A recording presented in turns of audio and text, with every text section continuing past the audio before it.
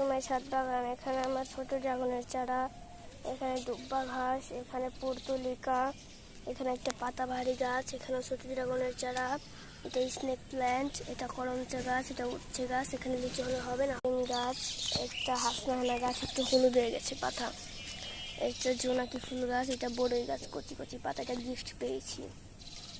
গন্ধরাজ লেবুর গাছ, এটা তুলসী গাছ, এটা গিফট পেয়েছি বলতে গাছ ছিল ওখান থেকে আমি, আমার নানা রোদে শুকাতে দিত বড়ই গাছ, আর সেগুলো আমি খায়া সরে সরে ফেলতাম বীজ, সেখান থেকে ওই একটা গাছ এই যে এইখানে হয়েছিল। কয়েকদিন পর আমি 12 ইঞ্চির টবে নেবো ইনশাল্লাহ। একটা অ্যালোভেরা গাছের চারাও আছে, নিচার অনেক আছে, নিচ থেকে আনছি। গাছ, গোলাপ গাছ, সব গাছে আছে।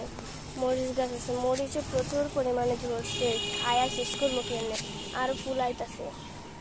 শসা গাছ, এই যে শসার ফুল, এই যে আরো এখানে 2টি শসা গাছ আছে, যে এখানে একটি ছিল পচে গেছে।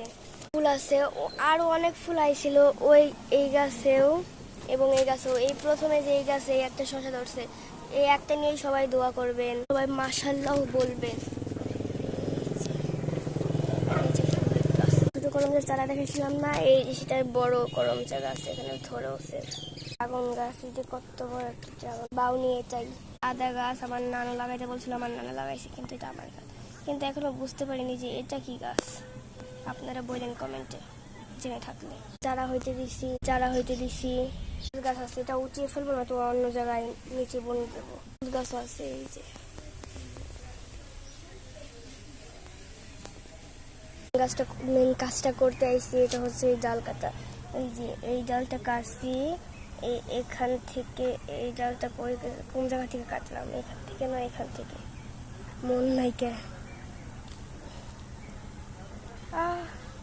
আর এটা কাটছি যেখান থেকে, এগুলা হবে না, এগুলা বুকদা গেলে হবে না, আর কোনো ডাল বের হবে না। এখন ট্রাই করবে এই ডালটা কাটবো।